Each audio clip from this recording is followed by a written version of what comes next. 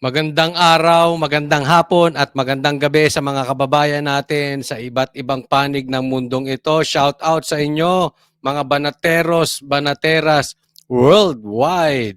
At syempre binabati rin natin ang iba't ibang mga kababayan natin sa iba't ibang panig ng buong bansang Pilipinas. Shout out po sa inyong lahat at eto po, manunumbalik tayo sa balitaan. Ito po ang ating magiging topic. Ito po ang ating mga pag-uusapan today. Kiko at BBM nagkainan ng suka. Abay, grabe, no? Kiko at BBM nagkainan. Naku, ano ito? Pangalawa, PRRD, ipakukulong si Abalos. Ayan, meron tayong balita. Mamaya pag-usapan natin dahil meron tayong narinig na kung ano ang plano ni PRRD dito kay Abalos. So, mamaya pag-usapan natin. Pangatlo, Aimee, ayaw pa rin ng taong bayan. Kaya mananawagan ng drug test kay BBM. Ay, ano yan? Dapat manawagan ng drug test kay BBM. Mamaya pag-usapan natin. Pang-apat, eto maganda. Ka-Eric, tinawag ng nerbyoso si Paduano. Kaya pala pasigaw-sigaw yan. Nerbyoso pala yan. Mamaya, kasi dapat patay na ito si Paduano. Mamaya pag-uusapan natin yan. Panglima, ito, survey. Tumaas ba si Tambaluslos sa kabila ng kaliwat kanan niyang ayuda rito, ayuda ron, ayuda rito, ayuda ron? Tumaas ba sa survey si Tambaluslos? At sa kaliwat kanang paninira kay BP Sara, bumaba ba sa survey? Ayan, yan. Yan po ang mga pag-uusapan natin. At huwag pong kakalimutan pagpasok pa lang, i-like nyo po itong video na ito. Nang sa ganun ay mas ikalat ito ni YouTube. At huwag po kakalimutan sa mga kababayan natin dyan sa iba't ibang panig ng mundo at iba't ibang panig ng Pilipinas na hindi pa nakasubscribe sa channel na ito, Coach Oli News PH, konting palambing po. Subscribe po kayo Coach Oli News PH. Ayan, wag po kakalimutan. Okay? Diretso na po tayo sa topic. Balitaan tayo agad dahil kay Coach Oli, ang balita, ang bida. Ito, pag-usapan natin ang saya-saya nila, no? Couples. Ay, nako. Baka mamaya anong gawin ninyo? Huwag kayo magpalitan ng partners. Hindi. Couples yan. Ito si Kiko. Kasama si Xiaowi. Kasama si Marcos. At si Lisa. Ang saya-saya nila. Nagkainan kayo. Ito, pag-usapan natin. Ito ang video ni Kiko. Nakita ko pala ito sa sa pahiram ng video mo, kabalita, hindi binabalita sa Facebook. Maraming salamat. Didiscuss ko lang po. Okay, sige. Simulan po natin yan. Napakalungkot itong pangyayaring ito. Nalungkot sa pangyayaring ito. Bakit? Sa araw na ito ay nilibing ng isang magnanakaw at diktadura. Tinawag na magnanakaw ang Marcos, yung tatay mo. Tinawag na magnanakaw yung tatay mo. Tinawag na diktadura yung tatay mo. Kasi inilibing sa libingan ng bayani, kaya binanata ni Kiko. Sa libingan ng mga bayani. Mahirap ipaliwanag sa ating mga anak. Nako, mahirap. Mahirap ipaliwanag sa aking mga anak. Ang alin? Kung tatanungin nila na bakit ang isang nang-abuso, nagnakaw at pumatay ay ngayon pinaparangalan at binigyan ng espasyo sa libingan ng mga bayani. Ayun, mahihirapan daw siya. Mahihirapan daw si Kiko ipaliwanag sa kanyang mga anak na bakit ang isang diktadura, ang isang magnanakaw, inilibing sa libingan ng bayani. Ngayon, Kiko, paano mo ipapaliwanag sa anak mo na kinain mo yung tae mo? Ay, kinain mo yung suka mo. Ay, hindi. Nagkainan kayo ni Marcos ng suka, di ba? Ano yan? Sige nga, paano ipapaliwanag, anak? Kasi, alam mo, kailangan natin si Marcos eh. Paano? Babawiin mo ngayon? Ay hindi. Hindi pala diktador yung si Marcos Senior. Si Ferdinand Marcos Senior, hindi pala siya magnanakaw. Akala ko lang. Hindi pala siya diktador. Strong leader lang, ganon. Sige nga, Kiko. Balita ko, nagdemanda ka pa dun sa... Hindi, wag na natin pag-usapan yun. But anyway, baka mamaya tayo naman ang idemanda. Ipaliwanag mo kung paano mo ipapaliwanag sa anak mo yung pinaggagawa mo. Di ba? Dati, diring-diri ka. Halos itai mo si Marcos. Pasensya na po dun sa kumakain, ha? Ngayon, kinakain mo. Yung itinae mo, yung isinuka mo, kinakain mo. Ito naman si Marcos. Tinarantado yung tatay mo. Sinabing diktador. Sinabing magnanakaw. Oh, pakapit-kapit pa. Oh. Di ba? Coach Oli, bakit? Masama ba magpatawad? Hindi. Tama lang yung magpatawad. Pero, kung magpapatawad ka dahil meron kang agenda or halimbawa, gusto mo lang makasipsip, hindi pagpapatawad yun. Pagkain ng tae yun. O, di ba? Nakapasensya na po ha. Kasi, ano pa ba yun? Let's go straight to the point. Nuknukan kayo ng balimbing. Di ba? Pakapit-kapit ka pa siyawi dyan. Oh. Pambira kayo. Hindi tama ito. Oh, hindi tama. Talaga, hindi tama. Kagaguhan yung pinaggagawa nyo sa bansang Pilipinas. Niloloko nyo taong bayan. Pasensya na po. Mainit. Mainit na. Kung inaakala nila na ito'y proso, nagkakamali sila.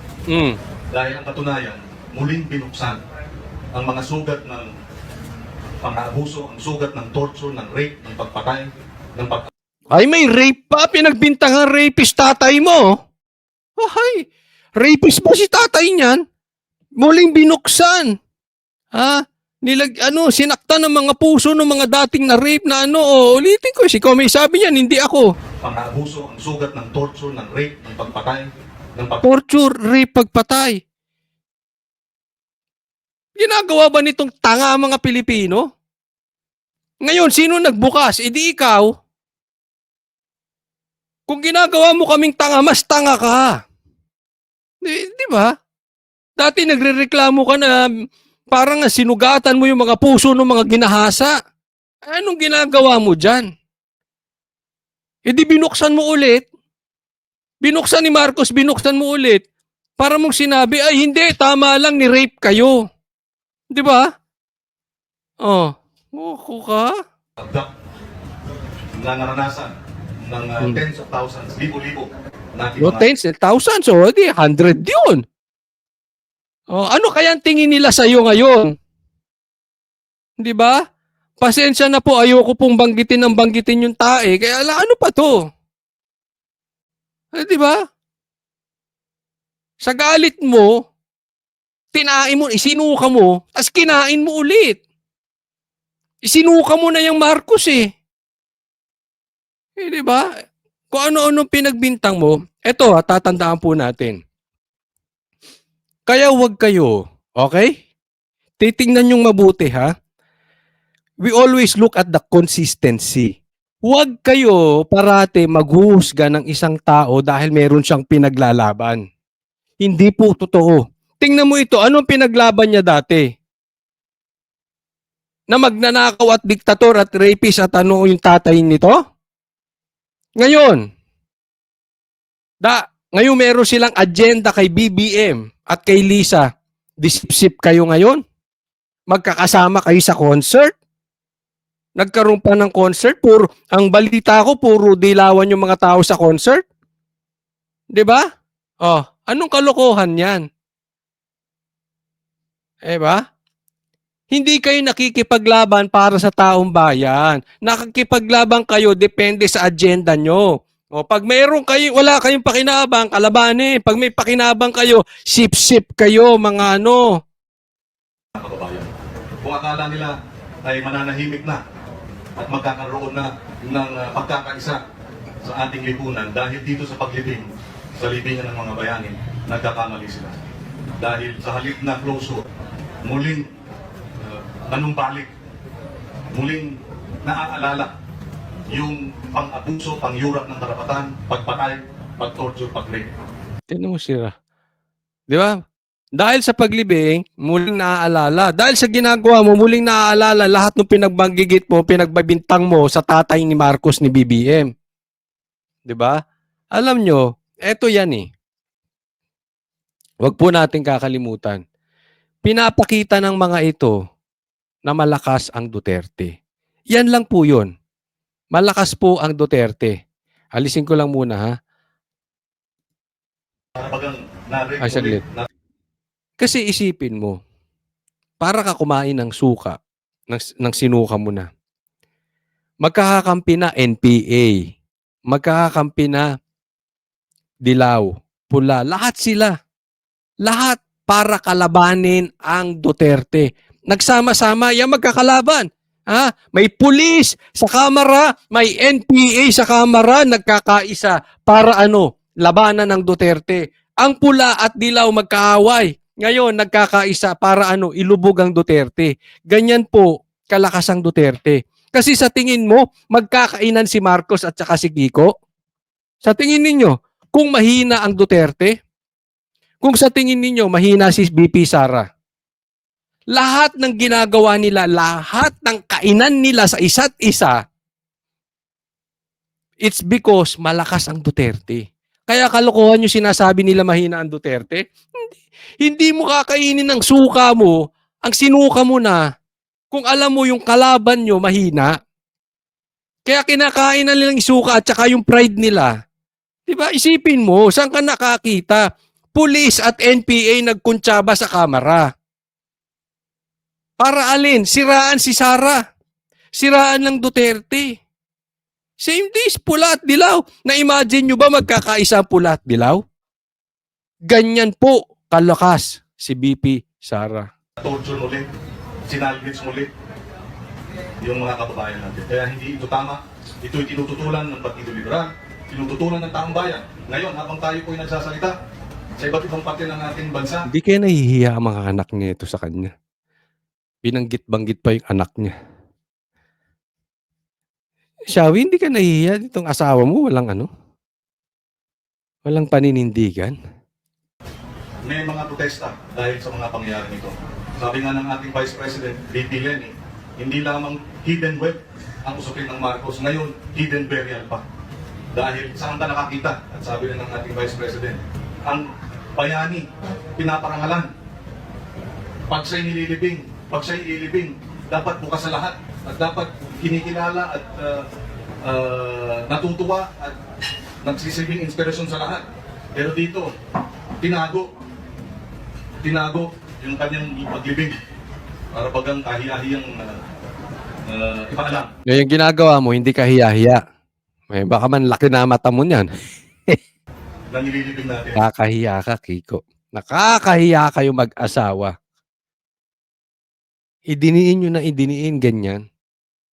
Buti sana kung nakita namin na ikaw ay isang mapagpatawad. Walang problema doon, mapagpatawad ka eh. Pero alam ng taong bayan yung ginagawa mo, it's not because of forgiveness. Desperado kayo. May plano kayo. Ganyang kayo nakakahiya. Ganyang kayo kawik. Ang isang diktadura sa libingan ng mga bayani. Natotoo naman, kahiya-hiya at katawa-tawa. Sabi ko nga, magiging laughing stock tayo sa buong mundo. Talaga, ikaw, hindi kami. Kasi hindi ko binoto yan si Marcos. Ang stand ko, before the election and until now, parehas. Ikaw Hindi ko pinagbibintangan yung mga umaming nabudol sila ha. Kasi yung karamihan naman doon talaga, makasara. Sumunod lang kay VP Sara. Hindi katulad nito, lintikang na yan, dilaw na dilaw ka, pati tae mo, dilaw. Kinain mo ngayon. dahil Pasensya na po. Pasensya na po talaga kasi kung ano-anong nasasabi kong ano, baka may kumakain, no? Pero ano pa nga ba 'to? 'Di ba? Ito yung mga quality ng mga karakter, ng mga personalidad ng mga dilawan. This is how desperate they are. Desperado. Ganyan sila. Kayo, alam mo, huwag kayong basta naniniwala sa isang tao na meron siyang pinaglalaban. Titingnan nyo muna. Ito ba, tao na ito, oportunista lang. Kasi maraming ganyan eh. Kahit doon sa mga Duterte, ini-esteem ako, ito ba talagang tao na to, Duterte o nakiki-Duterte lang? Dahil ito ngayon ang mabango. 'Di ba? Dahil hindi ito napagbigyan. Tipong ganon. Tinitingnan ko. Ito bang tao nito oportunista? Mag-iingat kayo dun sa may laging pinaglalaban. Kasi, lagi kong sasabihin, time will reveal. Yung totoong karakter nito, ni-reveal sa takdang panahon, peke. Hindi taong bayan pinaglalaban nito, agenda niya. pinatalsik natin yung diktadura noong 1986. No, tas sip-sip ka sa anak. Di ba? Pinatalsik yung... Ay, naku ka. At least kami consistent. Kahit before. Kaya ayokong dilaw eh. Dahil sa pang-aabuso, pagpatay, Eh ako may balita pa ha. Hindi ko naman sinasabing totoo. Pero tatanungin ko kayo. Hindi si Kiko, hindi si Shawi. Pero tong dilaw daw, komunista? Ha? Ah. Tanong lang yun, huwag kayong magagalit. Basta ako, ever since ayoko nung dilaw. Di ba? Oh. Consistent tayo dyan. Di, tanong lang yun ha. Marami daw dyan, NPA, komunista. Tanong lang.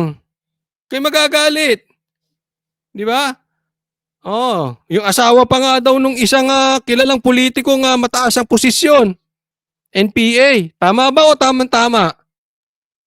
pagnakaw, at ngayon nililibing natin sa libingan ng mga bayani. Kung inaakala nila, maaaring nakalibing siya ngayon doon. Pero hindi sila nakakatiyak na mananatili siyang nakalibing doon. Dahil Ay, papahukay mo? kikilos tayo hanggang Oh. sa abot natin makakaya na iwasto itong hindi tamang pangyayari. Ay, papahukay yung ngayon na, now na! Pwede ba ako mag-request, Kiko? Itatama mo. Hindi, pahukay mo. Pwede? Kasi sabi mo, itatama mo. Paano mo itatama? Nakalibing na. Ano ibig mo sa ipapahukay mo? We will have to undo Paano mo this i-undo? injustice that has been Paano? inflicted upon the victims of martial law in our nation. Paano mo We i-undo? will tirelessly work to reverse and to undo this Paano mo i-undo at i-reverse yung nakalibing doon? Papahukay mo? Or sisip-sip ka sa anak? Alin doon? Alin doon? Nagtatanong lang. Gawin mo na kung ano man yung nasa isip mo na paano mo i-undo, i-reverse yung pagkakalibing ni Ferdinand Marcos Sr. sa libingan ng bayani. Sige, gawin mo now na. Anong plano mo? Tanong lang. Yan. Yan pagsip-sip yung mag-asawa. Paghimas-hibas ni Shawi sa balikat ni Lisa. Yan. Pambira kayo. Hinako. Next tayo. Ito, pag-usapan natin. Abalos, ipakukulong ni PRRD. Tatagta rin ng kaso. Ito. Nagsumite si dating Pangulong Rodrigo Duterte ng tugon sa counter-affidavit ng mga inireklamo niya kaugnay sa pagsisilbi ng warrant of arrest laban kay Pastor Apollo Kibuloy. Nagugat yan sa mga reklamong malicious mischief at violation of domicile laban kina nooy DILG Secretary Benhur Abalos at ilang PNP official na inihain ni Duterte bilang administrator ng Kingdom of Jesus Christ. Sa tugon na dinala ng mga abogado ng KOJC sa Department of Justice, iginiit ni Duterte na hindi saklaw ng batas ang pagpasok ng pulisya sa KOJC compound. Yan, natin mo to ha. Hindi saklaw ng pulis ang pagsakop sa KOJC compound. Alam nyo naman yan eh. Dahil sa kanilang pagkadesperado na mahuli si Pastor Kibuloy, anong ginawa nila?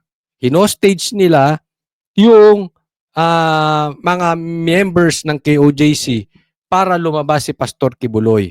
Okay? Pero hindi pa rin sa kanila sumuko sa ISAF. Sa madaling salita, bawal po yun. Yung pagpasok ng libo-libong pulis, hindi lang pagpasok, pagpapanatili sa loob ng KOJC. Marami pong nalabag na batas dyan. Aminin na natin, kahit sinong pulis, kahit sinong sundalo, kahit sinong abogado, tanungin ninyo, sasabihin, illegal po yan. Yes, tama po. Kahit abogado, tanungin ninyo. Except, yung mga hindi nasa payroll nila. Yung nakagitna. Hindi yung nasa payroll nila or bayaran nila or panatiko kay Marcos, kay Tamba. Basta yung nasa gitna, lahat ng tanungin ninyo sasabihin, sang katutak ang mali dyan? Sang ka nakakita pinasok? Wala naman si pastor doon. Nanatili. Hindi ka pwedeng manatili doon for 16 days. Tapos si PRRD ang administrator nung lugar na yon. So hindi po yung pag-aari ni Pastor Kibuloy. Hindi mo pwedeng pasukin ang isang pag-aari ng ibang tao. Marami pong nalabag doon. Binabo yung katedral, naghukay pa doon sa eskwelahan. Well documented. Coach Oli, bakit yan lang ang demanda? Ito sasabihin ko sa inyo. Atin-atin lang. Okay? Ito balita ko rito. Una lang yan. Pero tatadta rin ni PRRD. PRRD himself. Ang dinig ko dyan, tatadta rin, sunod-sunod ng kaso yan. Dahil napakadami talagang nalabag na batas dyan. Antayin nyo lang. Darating ang panahon. Darating ang paghuhukom. May pagbabayaran itong mga taong ito. At ipakukulong ni PRRD si Abalos. Naniniwala ako dyan. Naniniwala ako na may marami pang susunod na kaso. Hindi ako nagsabi niyan. Ha? Pero yung kinasuhan ni PRRD si Abalos, nadinig na namin yan at sinabi ko na sa live yan. Bago pa man kasuhan. Antayin nyo yung mga kasunod pa. Dagdag niya may pananagutan pa rin daw sa batas si Police Major General Ronald Lee kahit sinabi niyang wala siya sa KOJC compound. Tingnan mo mga bastos na ano. Alisin ko muna ha. Tingnan nyo lang ha. Kasi mabababad eh. Ang ibinabalita, ito namang media na to. Ang ibinabalita, yung illegal na pagpasok ng mga pulis sa KOJC. Okay? Kasi yan po ang topic, yan ang content. Kaya po nagdemanda si PRRD kasi sa maling pagpasok ng pulis. Tingnan nyo ang ano pinapakita nila ng video na yung KOJC binabasa yung mga pulis. 2 beses po kasi sila nag-attempt. Yung una, hindi sila nakapasok.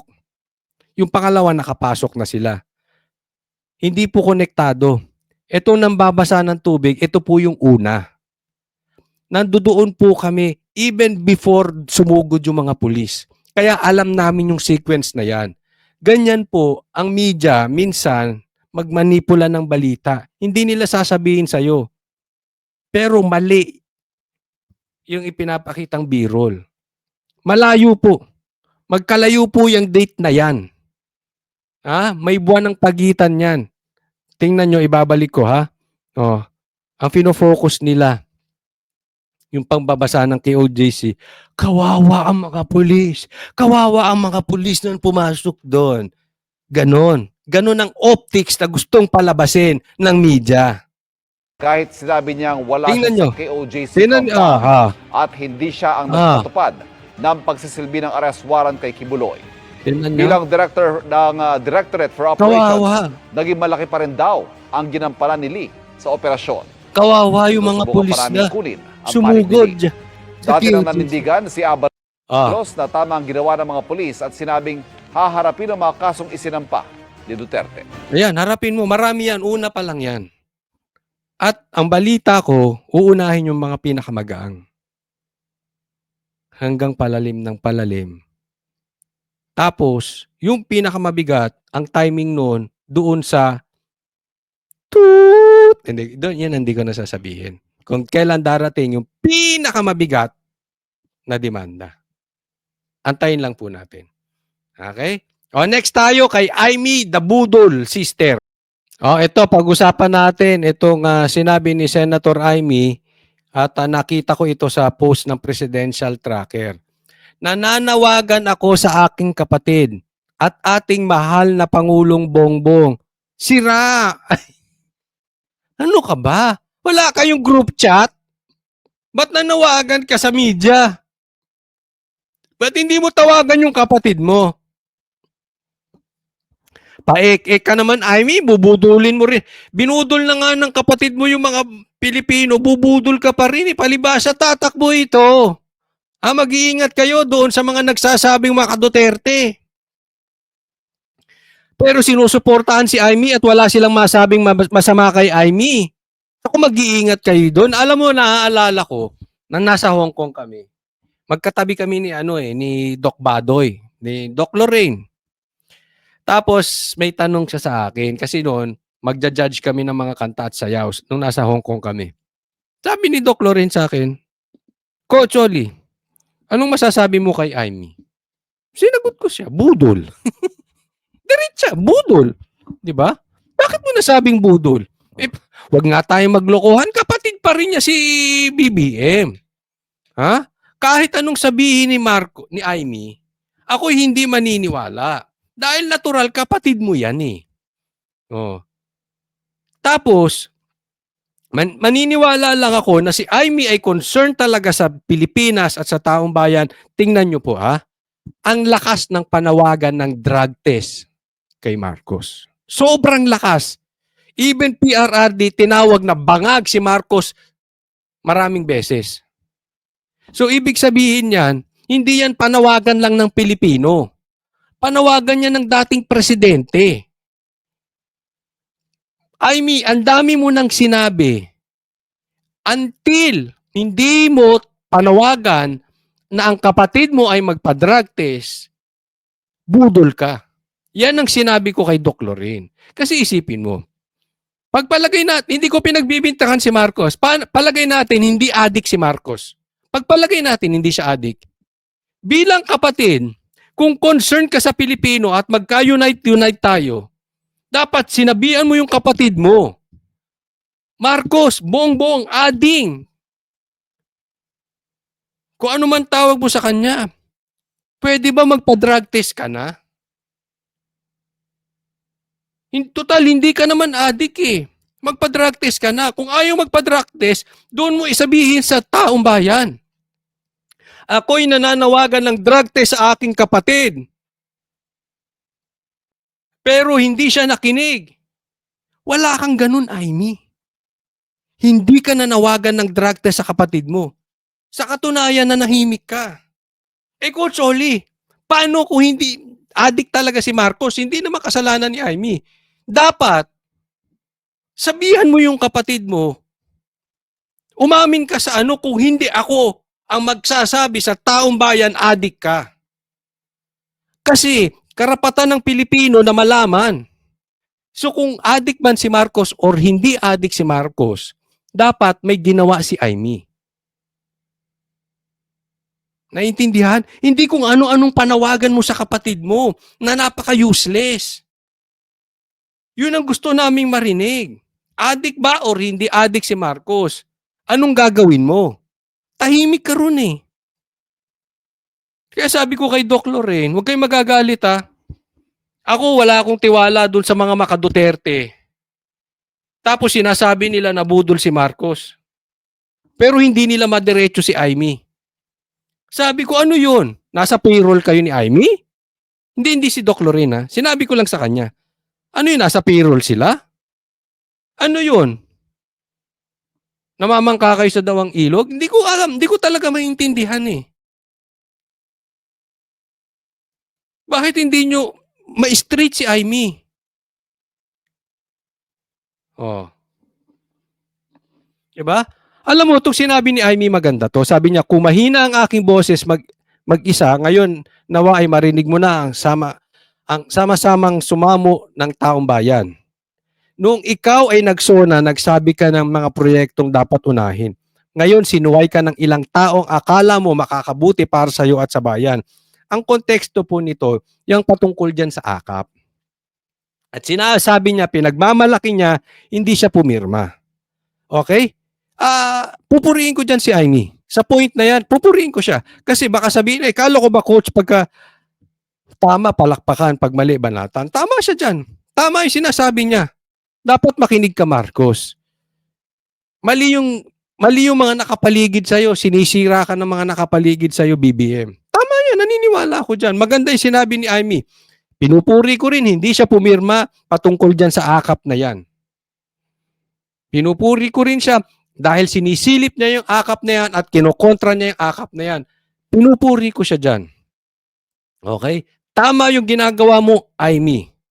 But still, kung tatanungin yung opinion ko, okay? Ngayon, bahala ang taong bayan. Sa channel naman ni Coach Oli, walang pilitan. Pero kung ako tatanungin, budol pa rin. Ha? Yes, maganda yung sinabi mo. Yes, tama yung sinabi mo. Maraming salamat at sinisilip mo ang ayuda. Ang akap na yan. Mali talaga yung akap na yan. But still, ang dating po kasi niyan, dahil tatakbo ka lang. Wala kang significant na panawagan sa kapatid mo. Bakit? Kaya nga sabi ko sa inyo, intro ko pa lang, ba't di mo tawagan si Marcos? Bakit dito mo sasabihin sa media? Wala ba kayong group chat? Hindi mo ba siya kayang tawagan? Di ba? Tapos hindi ka rin naman sinusunod. Di ba? So para ang nangyayari niya, nakataya kayo sa dalawa. Nakataya kayo sa dalawang manok. O di ba? Merong sa puti, sa pula. O, doon ka nakataya, halimbawa, sa puti. Si Marcos sa pula. Kung ano mang mangyari, may nakaupo sa inyong dalawa. Ganun ang datingan yan eh. Bakit? Wala namang nangyayari sa mga panawagan mo. Sa totoo lang, ang dami na itong pinanawagan eh. Yes, natutuwa ako ron. Yes, tama yun. May nangyari ba? Pinakinggan ba siya ni Bongbong? O anong labas nun? Tumataya kayo sa dalawang magkabila. Para ikaw, makuha mo yung Duterte supporters, si Bongbong, makuha niya yung mga pula, dilaw at komunista supporters. Di ba? Ganun kasimple. Well, anyway, nasa sa inyo yan. Hindi naman ako diktador eh. Kung iboboto nyo to pagka senador, nasa sa inyo yan. Wala tayong pilitan dito. Kung gusto nyo magpabudol, magpabudol kayo. Diba? Nasa sa inyo yan. But as for me, budol din to. Budol to, kapatid to eh. Coach Oli, syempre natural kapatid niya yan. Unawaan ko yan, pagkapatid. Pero kasi this is not personal. Halimbawa, magkapatid kayo, hindi naman kayo politiko. Kunwari, magkapatid kayo artista, naunawaan ko pagtatanggol mo yung kapatid mo. Ba't mo aamining adik yung kapatid mo? Diba? Ba't mo aamining magnanakaw yung kapatid mo? Wala naman kami pakialam doon. Artista kayo. Halimbawa, artista lang kayo. Pero bilang politiko, hindi. Ang una mong sinumpaan ay para sa taong bayan. Iba na ang usapan doon. Bakit? Kasi yung pagnanakaw at kung adik man ng kapatid mo, o magnanakaw man ng kapatid mo, damay kaming lahat. Damay buong bansa. Diba? So, hindi po pwede. Para sa akin, hindi po pwedeng excuse yung magkapatid kayo. Tapos yung mga pa-effect na ganyan, panawagan mo sa kanya, sasabihin mo sa media, hindi. Ang gusto namin, kung gusto mong panawagan mo, drug test. Mabibilib pa kami sa'yo. Diba? But then, up to you. Kayo ba? Ako, tanong lang. Tanong. Iboboto nyo ba to si Amy bilang senador ngayon? Ako tatanungin nyo, hindi. Diba? Diretso tayo. Yan yung sinabi ko kay Doc Lorin, hindi. Si Doc Lorin, hindi rin siya bilib dito. Ayaw niya rin dito. Tanungin niyo siya. Kung nako-contact niyo siya, ayaw niya rin diyan. Diretsahan. Dapat gano'n, diretsahan. 'Di ba? Hmm. O pag-usapan natin ito, itong next. Ha? Ka Eric tinawag na nerbyoso si Paduano. Kanina po nag-live kami ng Banatero sa SMNI at kasama namin si Ka Eric, no. So eto pina-screenshot ko 'to dun sa aking editor, ito'y kuha kanina. Kaya lang yung editor ko, ba't naman ito kinuha mong picture? Parang ang pangit ko naman diyan at parang galing ako kung saan. Ay, kung nakikinig yung editor ko, ano ba naman 'yan? Hindi ka naman kumuha ng maganda-gandang picture ko. Anyway, okay. So napag-usapan namin at kung hindi niyo napanood 'yon, it's worth the time. Panoorin po niyo 'yan. Talagang diretsahan po 'yan. No holds barred do'n. Talagang dinikdik ni Ka Eric, pinangalanan niya ang mga NPA. Pinangalanan niya sila Castro at we know that is public knowledge naman, di ba? Pero iba yung talagang pinangalanan niya. Si Castro, si Brosas, si Raul Manuel, at ito si Paduano at marami pa. Panuorin niyo 'yon. Okay, pero isa-summarize ko lang, talagang ang dami niyang sinabi ron.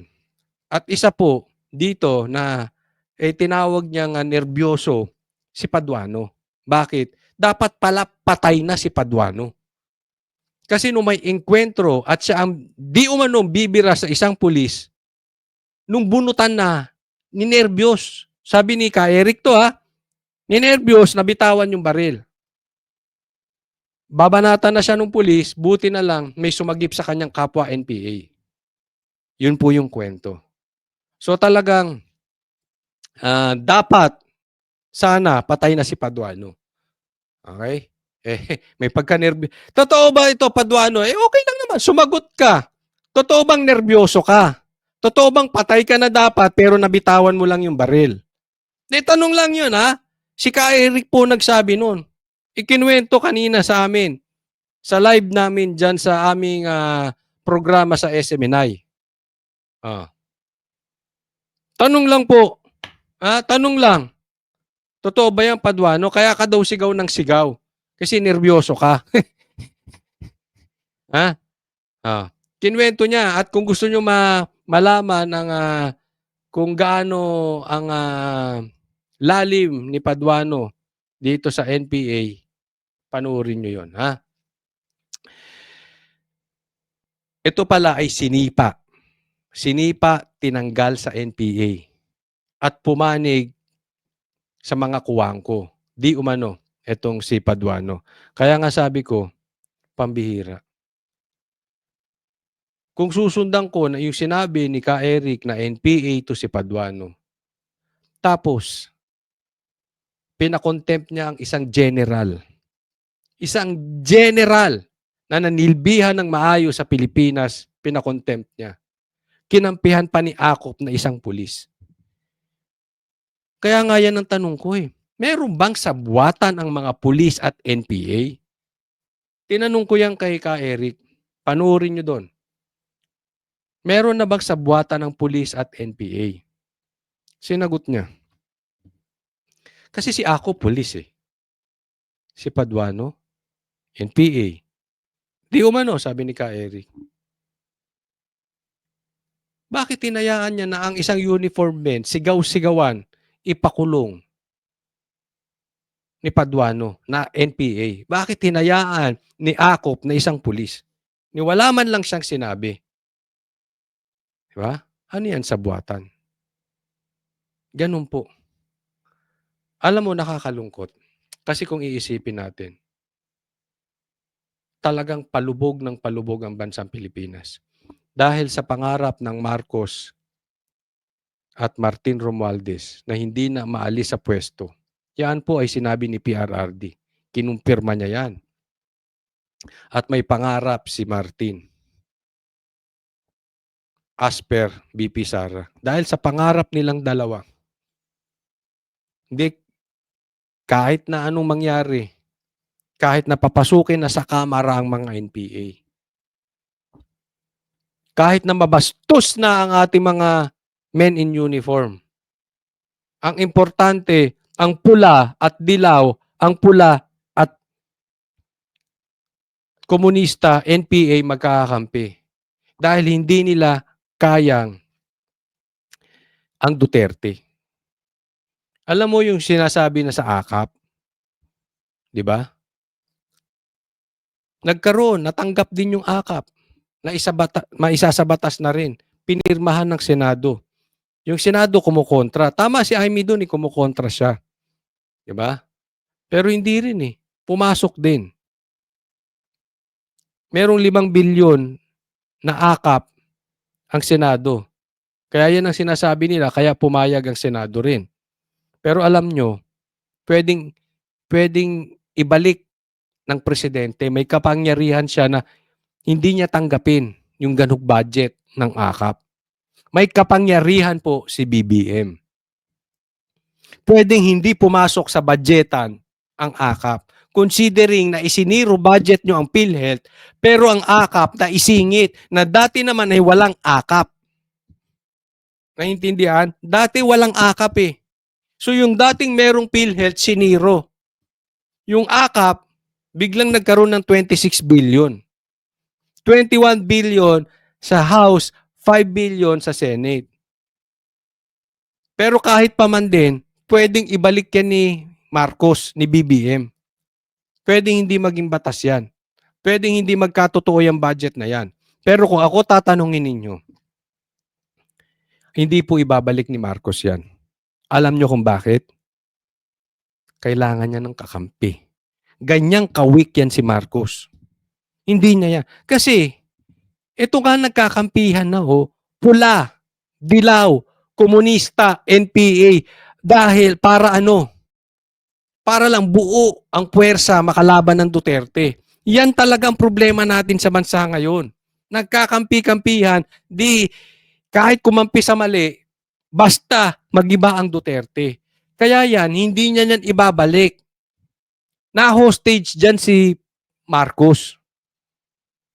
Na-hostage siya dyan. Kasi pag binalik niya yan, maraming magagalit, maraming mawawalan na mga kongresista. Mawalan sila ng AKAP. Kailangan nila yung AKAP dahil mag-e-eleksyon. Naiintindihan nyo? Yan ang legalized vote buying. Kunwari magbibigay ka ng pera, tulong, pero nakalagay ang pangalan mo. Kailangan nila yung AKAP for 2025 election. Nagigets ninyo? Pag binalik yan ni Marcos at hindi tinanggap yung budgeta ng AKAP, magagalit ang congressman. Hindi kaya ni Marcos yun. Why? He is weak. Hindi niya ibabalik, tatanggapin. Kaya wala siya. Oo lang siya ng oo. Zero ang PhilHealth, oo siya. May AKAP, oo yan. Kaya yung sinasabi nila na, hindi, may pag-asa pa yan, ibabalik. Sana. I hope I'm wrong, but I think I'm right. In my opinion, hindi niya ibabalik. Why? Hindi niya kaya si Tamba. Hindi niya kaya. Hindi niya kayang mag-isa kalabanin ng Duterte. Kailangan niya ng kakampi. Kailangan niya komunista, kailangan niya mga NPA dyan sa Kamara na sinasabi ni Ka Eric. Kailangan niya yung mga congressman dyan. Hindi niya ibabalik. Yung Senate na nahimik, ito na, 5 billion, tahimik kayo, pirma sila. Hindi lahat Si Amy hindi pumirma sila, Bato sila, Bongo hindi pumirma. Ganyan ang kalagayan ng bansang Pilipinas. So panuorin nyo yon, yung live namin kanina. Okay, next po tayo. Ito, statistics. Ito, survey. Ito, tingnan natin tong survey. Si BP Sara mataas pa rin, no? Saglit. Tingnan natin. Ito, nilakihan ko. Ayan, tingnan ninyo. Despite ng paninira kay BP Sara, nangunguna pa rin siya. Ito, survey ng Publicos Asia. Pag tiningnan niyo sa approval pa lang, pinakamataas na si BP Sara. Pantay sila ni Chis Escudero. Pansinin nyo lahat, halos lahat ibinato na kay ano. Pati banyo ibinato na kay BP Sara. Lahat. Nakipagkuntsabahan na sila sa NPA, House, kasama na nila, lahat. And yet, ang approval rating at trust rating lamang. Si Martin, lahat ng ayuda ibinigay na niya. Pero, tingnan nyo, bagsak na bagsak ang trust rating. Sa makatuwid, walang tiwala ang taong bayan talaga dito kay kay Tamba. Di ba? Ang dami nang binigyan ng ayuda nito. Inutusan niya na lahat ng tao siraan ng Duterte. And yet, ang approval niya 20% lang. Pinakamababa sa lahat. Na kung tutuusin, ang Chief Justice talaga namang laging mababa yan eh. Kasi hindi kilala ng taong bayan eh. Hindi sila masyadong familiar. No? So laging mababa yan. Public knowledge yan. Lagi namang ganyan. Given na yan. No? Ito yung pinakamatataas na posisyon sa buong Pilipinas. Presidente, Vice President, Senate President, House Speaker, at saka Chief Justice. Ito na yung pinakamataas. Ito na yung haligi. Ito na yung top 5. Sinong pinakamababa sa approval? Tamba. Sinong pinakamaraming binigyan ng pera? Tamba. Sinong pinakasiniraan? Si BP Sara. Siya pa rin ang pinakamataas. Sa trust rating, mas lalo na. Mas mataas pa ang Chief Justice kay Martin. Walang tiwala ang taong bayan sa iyo, Martin. Parehas kayo ng pinsan mo. Sino pinakamababa? Si Martin. Lahat. Kaya alam mo, nakakatakot to. Bakit? Alam to ni Martin. Alam to ni Marcos. Nakakatakot to kasi i-increase nila yung dosage. Parang addict yan eh. Yung tinitira mo, wala nang epekto. Anong gagawin mo? Tataasan mo yung dosage. Para sumabog ka ulit. Para maging high ka. Same thing dito. Lahat na ginawa nila kay BP Sara, pati yung tatay, pinatawag. Sino? Lamang pa rin si BP Sara. Tataasan nila yung dosage niyan. Pero ako, naniniwala ako, ang taong bayan, wala talagang tiwala kay Romualdez. Bagsak talaga to si Romualdez. Walang kaapil-apil eh. Puro di ba? Sa totoo lang, hindi naman kilala tong politiko eh. Anong nagawa nito? Bukod sa ayuda. Ako naniniwala sa sinabi ni BP Sara, puro ayuda lang yan. Pag may kalaban sa eleksyon, binibili o tinatakot. Kakasuhan ko ano-ano. Walang alam. Hindi kayang lumaban ni Tamba ng patas. Tatakutin ka, gigipitin ka, bibilihin ka, at ipe-persecute ka. Naniniwala ako sa sinabi ni BP Sara. Bakit? Nangyayari ngayon eh. Nagkakaroon ng bilihan. Kung hindi mabili, kaso. Kung hindi, gigipitin. Ganyan ang ginawa kay BP Sara, ganyan ang ginawa kay Pastor Kibuloy. Di ba? Pero, ang katotohanan lumalabas. Ano yun? Hindi pa rin gusto ng tao si Martin Romualdez. O, ito next. O, ito, tingnan naman natin, no? Survey naman to sa Manila. Ayan. Mayoral preference for the 2025 election. 3 names, City of Manila. Mayor Isko, 70%. Versosa, Sam Versosa, 17%. Lacuna, ano nangyari sa iyo? 11%. Sure win na po si Mayor Isko sa Manila. Sa tingin ko lang, malayo na to. Kahit nga pagsamahin mo yung boto ng tatlo, mukhang hindi aabot kay Yorme. Mayoral preference. SWS. Mayoral preference for the 2025 by district. Kahit saang tingnan, lamang si Yorme Isko Moreno kay Sam Versosa. Lalong-lalo na kay Hani Lacuna. Wala, oh. Alam mo, Lacuna, nagkamali ka eh. Dapat natanggap mo na nananalo ka lang because of Yorme. Eh, napunta ka pa dyan sa kampo ni Tamba, wala na. No, kunin mo na lang yung kung meron silang monetary support sa'yo. Hindi kita pinagbibinta. Kung meron lang naman. Kung meron, kunin mo na lang. Tago mo na. Huwag ka nang gumastos. Kasi hindi ka mananalo sa eleksyon. Ha? Kumampi ka pa dyan. Eh, parang ito si Lacuna, parang si Marcos. Hindi naman mananalo ito not because of Isko. Ganun din si Marcos. Hindi naman mananalo si Marcos kung hindi dahil kay kay Sara. Oh. Tapos ang ginawa nito totoo lang, alam naman ng lahat 'yan eh. Alam sa buong Maynila 'yan. Alam sa buong Maynila at alam sa buong Pilipinas 'yan. Na to si Lacuna hindi mananalo kung hindi talaga tinulungan lang ni Yorme. Eh anong ginawa mo? Trinaydor mo pa. Di sana nag-vice ka na lang. Tapos sinisiraan mo pa si Yorme. O ano ngayon? Sa kangkungan ka. Kaya wag mo nang gastusin kung meron ka mga contribution na natatanggap patungkol sa iyong kampanya. Tago mo na lang. Wag ka na mangampanya. Manood ka na lang ng sine. Diyan ka na lang sa bahay. Ha? O, sayang yung pera. Hindi ka aabot kay Yorme. Ito si Sam Versosa. Dinimanda pa nito si Banat Bay. Oo. Ha?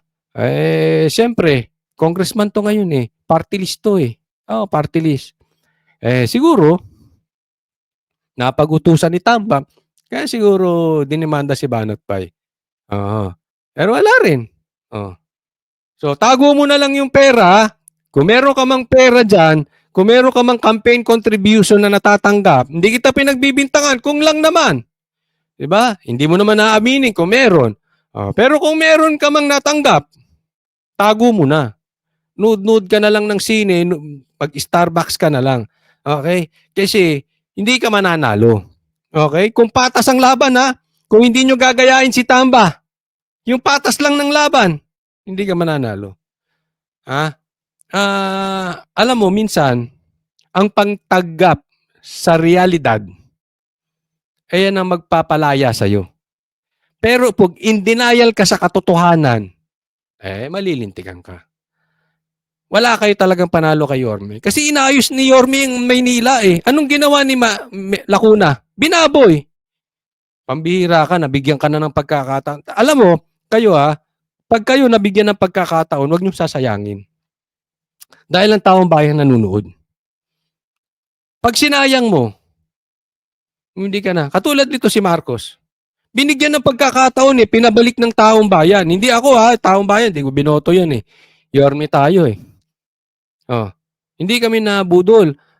Pinabalik ka na ng taong bayan. Instead na inayos mo, wala. Binaboy mo pa bansang Pilipinas. Nanonood taong bayan. Kaya ayaw sa inyo ng taong bayan eh. No? So, pahinga na lang kayo. Hayaan nyo na si Yorme dyan. Pero gusto nyo i-try, di i-try nyo. Problema nyo yan. Nasa sa inyo naman yan eh. Buhay nyo yan. No? Gusto nyo magsayang ng pera, di magsayang kayo.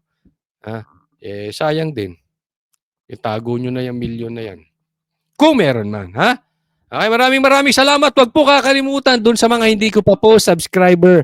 Subscribe po kayo sa channel ko, Coach Oli News PH, at i-like po natin itong video na ito. Kita-kits po tayo ulit bukas sa programa ng Banateros. Para sa Diyos at Pilipinas nating mahal, God bless everyone.